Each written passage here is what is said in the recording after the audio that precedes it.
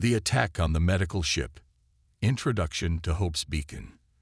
In the vast expanse of space, where stars flickered like distant candles, a small medical ship named Hope's Beacon glided silently through the cosmos. Captain Alina Rodriguez stood at the helm, her dark eyes scanning the holographic display that illuminated the bridge. This vessel was not just a ship, it was a beacon of hope, tasked with delivering medical supplies and assistance to remote colonies struggling against disease and deprivation.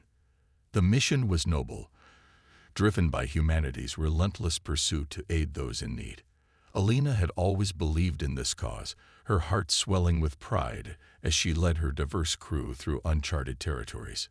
"Status report," she called out, her voice steady despite an undercurrent of excitement that buzzed through her. "Crew's determination." Alina, the ship's operations officer, responded without hesitation.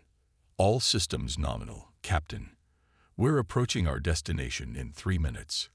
Dr. Aiden Chin, the lead scientist aboard, chimed in from his station. "We've detected some unusual energy signatures from a nearby asteroid field. It could be exactly what we've been looking for." Alina felt a thrill at this news. Their mission had taken an unexpected turn that could lead to groundbreaking discoveries about cosmic phenomena. "Take us in closer," she ordered, her spirit buoyed by the prospect of exploration. As Hope's Beacon approached the asteroid field, anticipation filled the air. The crew worked with practiced efficiency, each member focused on their tasks. This was what they had trained for, what they had dreamed of, the thrill of pushing back against the frontiers of human knowledge. Unprovoked attack. Suddenly, alarms blared across the bridge, red warning lights casting an eerie glow over their faces. "Multiple ships decloaking," shouted Alina, her fingers flying over her console. "They're not in our database. Unknown configuration." Alina's heart raced as she struggled to maintain composure. "Hail them. All frequencies." But before they could establish communication, a brilliant beam of energy lanced out from one of the alien vessels, striking Hope's Beacon with pinpoint accuracy. The impact sent Alina sprawling across the bridge as acrid smoke filled the air. "Damage report." She yelled through coughs, struggling to regain her footing. "We've lost main power," Aiden replied, his face pale under emergency lighting. "Hull breach on decks 3 through 5. Weapons and shields are offline." Desperation sets in. Panic surged through Alina as she realized they were defenseless against this unprovoked attack. "Send out a distress call. All channels," she commanded desperately.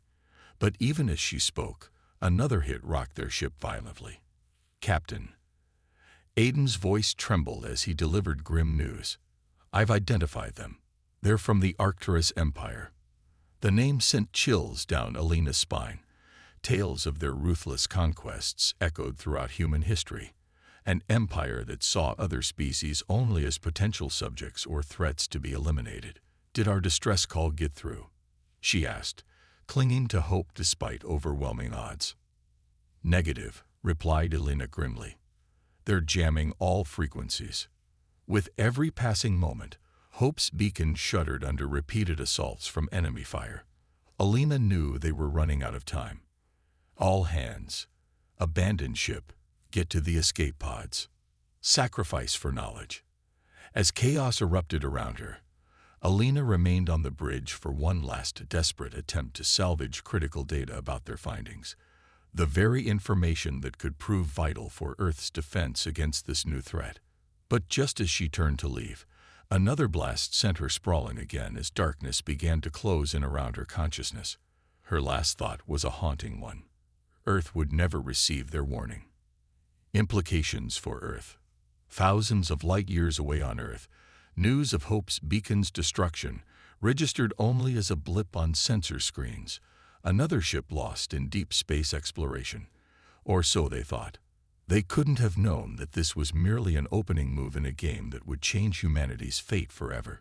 The Galactic Empire had made its first strike against humanity, a test against what they perceived as a young upstart species, but they had gravely underestimated their foe.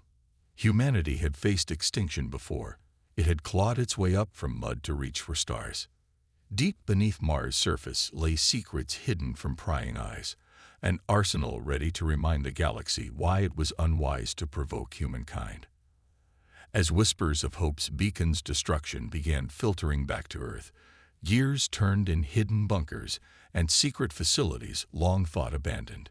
Dust-covered consoles flickered back to life as humanity prepared for an awakening that would echo through time, a response born from desperation, but fueled by an indomitable spirit. The stage was set. Humanity was about to remind everyone just how resilient it could be when pushed against a wall. Earth's forgotten warships were rising once more after being shrouded in silence for far too long. This is part one of your story titled Earth's Forgotten Warships Rise After the Galactic Empire Attacks a Medical Ship. Please let me know when you would like me to proceed with part two or any other instructions you have. The Council's response. A somber gathering. The atmosphere in the United Earth Defense Council chamber was thick with tension.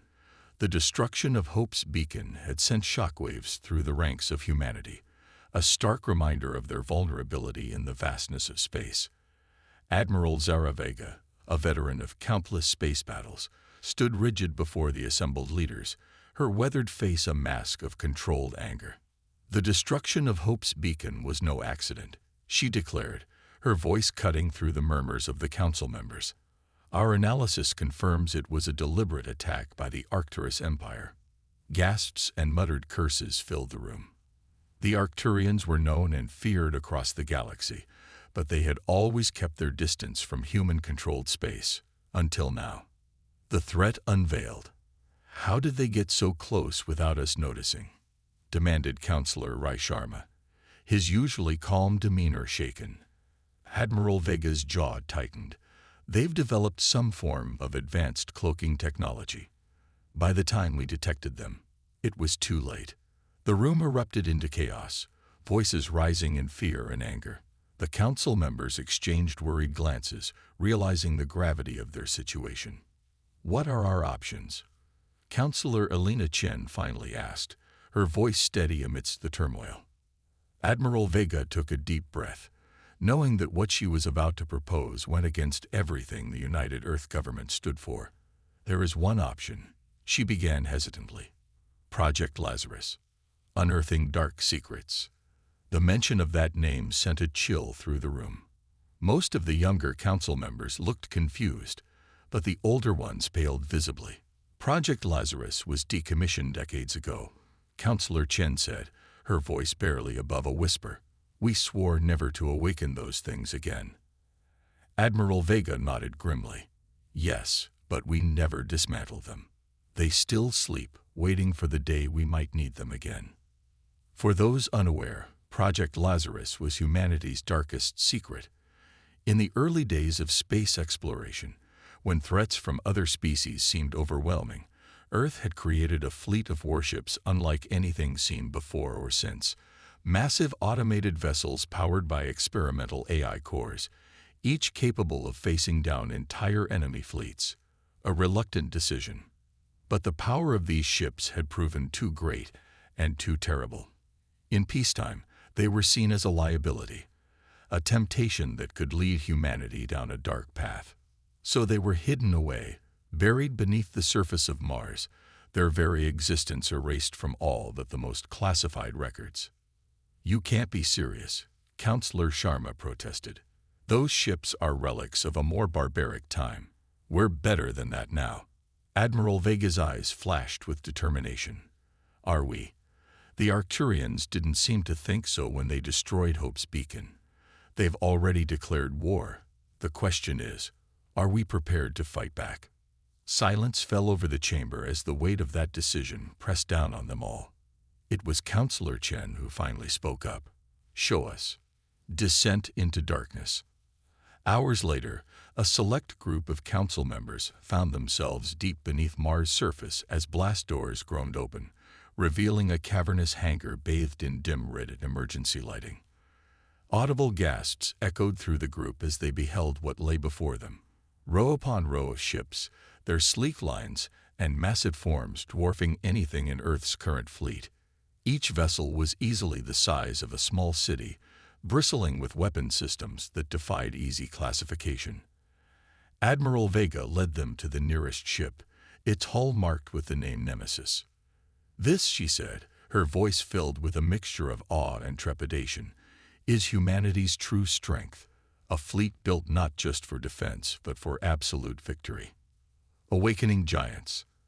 As the group moved closer, panels on the ship's hull began to glow faintly, as if the vessel itself was awakening from a long slumber. "The AI cores," Vega explained. "They're aware of our presence. In a way, they've been waiting for us." Counselor Chen reached out her hand, hovering just above the ship's surface. "How quickly can they be made ready?" "That's the beauty of it," Vega replied. "They've been maintaining themselves all these years. With your authorization, we could have the entire fleet operational within days." The implications were staggering. Earth had gone from being nearly defenseless against the Arcturus threat to potentially having the most powerful fleet in the galaxy. A new dawn. As council members debated in hushed tones, an electric hum began to fill the hangar. The Nemesis and its sister ships were coming to life. Their systems spun up after decades of dormancy. Lights flickered across their hulls, as deep within fusion reactors began to pulse with barely contained energy. Counselor Chen turned to Admiral Vega, her expression resolute. "Do it. Awaken them all. But remember, Admiral, these ships are a means to an end. Our goal is peace, not conquest." Vega nodded solemnly. "Understood, Counselor. I'll begin preparations immediately." As the group made their way back to the surface, none could shake the feeling that they had just changed the course of human history, for better or worse. The awakening begins. In orbit around Mars, Arcturus scout ships watched with growing alarm as energy readings from the planet's surface spiked to unprecedented levels. Their mission had been simple: observe humans and assess their defenses. What they were witnessing now defied all their intelligence reports as the first of the Lazarus ships burst from beneath Mars' surface in a plume of red dust and crackling energy. The Arcturus scouts realized their grave error. They had poked a sleeping giant, and now that giant was awakening armed with weapons beyond their comprehension. Humanity's resolve. As news spread throughout human-controlled space about Project Lazarus being activated, hope blossomed alongside fear, a duality that would define this new chapter in humanity's struggle for survival. The war that would decide not only humanity's fate, but also that of countless other species across galaxies was about to begin, and humanity was ready to remind everyone why they were not to be underestimated. This concludes Part 2, the Council's Response. Let me know when you would like me to proceed with Part 3, or if you have any other instructions. Awakening the Warships. The Martian sky burns crimson. As the Martian sky burned crimson, the Lazarus fleet ascended from their hidden depths, great plumes of dust billowing in their wake. Admiral Zara Vega stood on the bridge of Nemesis, her heart pounding with a mixture of exhilaration and trepidation. Around her, holographic displays flickered to life, flooding the command center with a soft blue glow. "All systems online," a disembodied voice announced, the advanced recursive intelligence algorithm that served as the ship's eye. It was a comforting sound, one that reminded Vega of humanity's ingenuity. "It's good to be awake again," she replied, a sense of pride swelling within her. This was not just a ship, it was a testament to what humanity could achieve when pushed to the brink. "Status report." "Status report on the fleet," Vega commanded, her voice steady despite the adrenaline coursing through her veins. "All 20 Lazarus-class ships are fully operational," the AI responded. "Weapon systems are primed, and defensive matrices are at 100% efficiency. We await your command."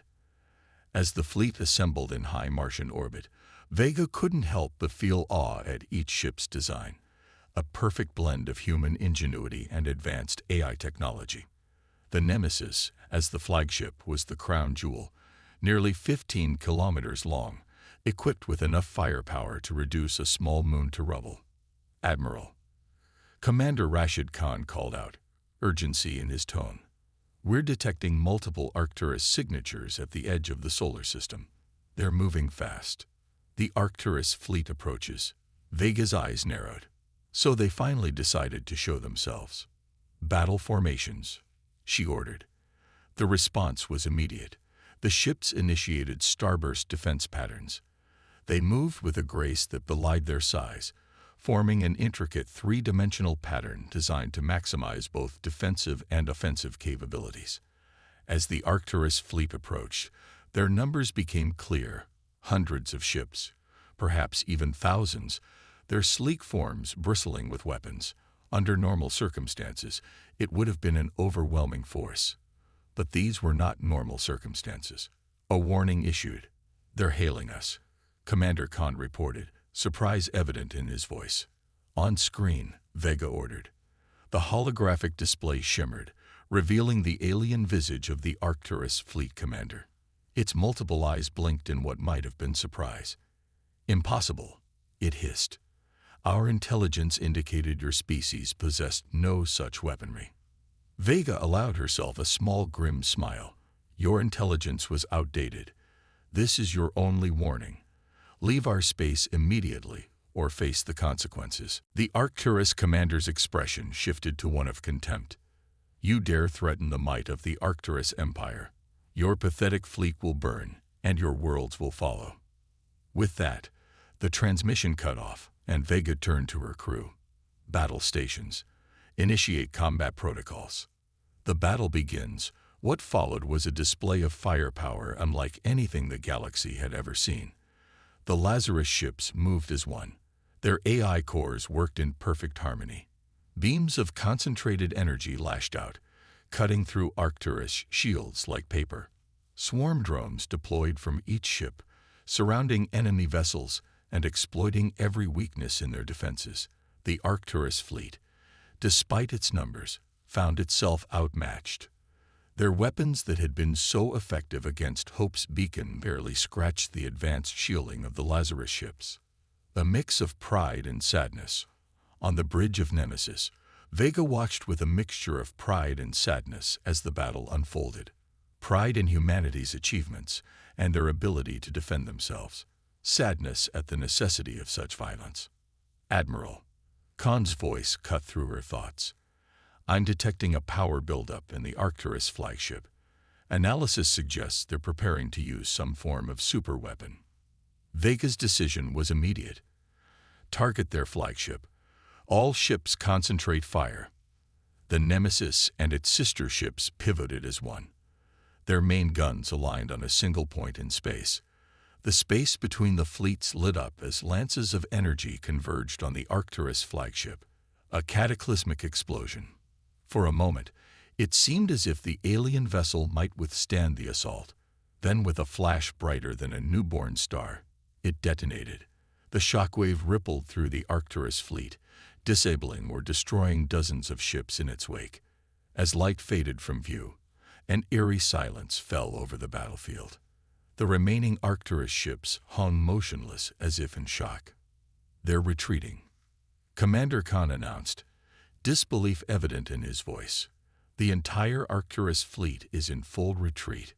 Cheers erupted across the bridge, but Vega remained silent, her eyes fixed on the devastation before her. They had won, yes, but at what cost? What would come next? Distress signals emerge. As if sensing her thoughts, the AI spoke softly. Admiral, I'm detecting numerous distress signals from both human colonies and other species across this sector. Vega frowned.